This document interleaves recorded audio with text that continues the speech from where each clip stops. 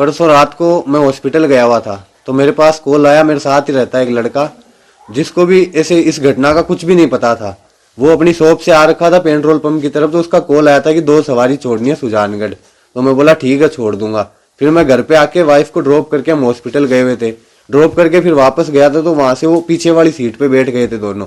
और जिसका कॉल आया था और एक लड़का और साथ में था जो मेरे साथ ही रहता है, वो एक लड़का पीछे बैठ गया और आगे की तरफ एक लड़का बैठ गया। उनको मैं बोला आप दोनों चल लो, नाइट का टाइम है, 2 लड़कों को छोड़ना है, आपने फोन किया तो साथ में सेफ्टी रहेगी, नाइट का टाइम है। तो हम चले गए।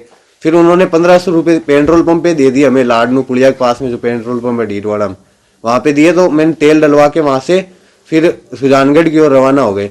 तो रास्ते में वो बोल रहे कि हमें कभी चूरू छोड़ दो, सालासर छोड़ दो, हिसार छोड़ दो।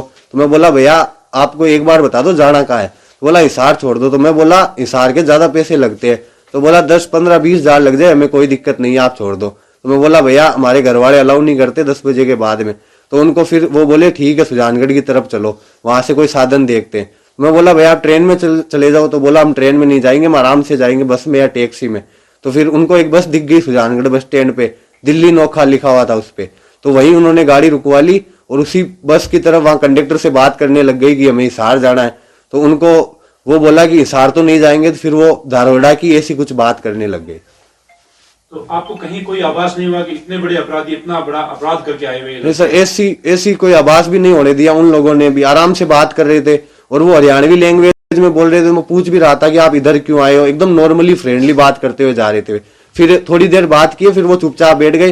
तो फिर हम भी नॉर्मल होके फिर गाड़ी चलाने लग गए। और जैसे ही मतलब लाडनू के पास आने लग गए तो बार बार में बोल रहे थे कभी सालासर, कभी सुजानगढ़, कभी हिसार, कभी चूरू, ऐसे बोल रहे थे। तो फिर हमने वहीं सुजानगढ़ में ड्रॉप कर दिया था उनको। आपको कब पता चला कि वो इतने बड़े अपराधी थे? सर जब मैं रात को आया था, लेट आ गया, 11:30 हो गए थे आते आते। तो दूसरे दिन जब मैं उठा था तो हमारे शॉप पे कोई नहीं गया था। तो मैं बोला गए क्यों नहीं। तो बोला आज मार्केट बंद है, किसी का हत्याकांड हुआ है वहां पे। तो मैंने न्यूज देखी थी, वीडियो देखे थे स्टेटस पे। तो स्टेटस को जैसे जूम किया तो मुझे लगा कि ये तो रात वाले लड़के हैं जिनको ड्रॉप किया था। तो फिर मैंने अपने घर पे बताई थी सारी घटना की ऐसा हुआ था और इनको मैं ड्रॉप करके आया था। फिर घर वालों ने मुझे कजन अंकल है उनके पास में भेजा था, तो वहां कोई नहीं था।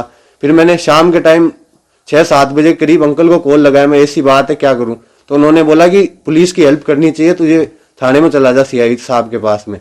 तो मैं वहां जाके सीआई साहब को पूरी घटना बताई थी। क्योंकि मैं जब जा रहा था तो मेरे जो दोस्त था जिसने कॉल किया था वो रास्ते में मिल गया था मुझे, तो उसके पास में खड़ा था। तो वहां पुलिस की गाड़ी आई थी और हम दोनों को वहां से एसपी ऑफिस ले गई।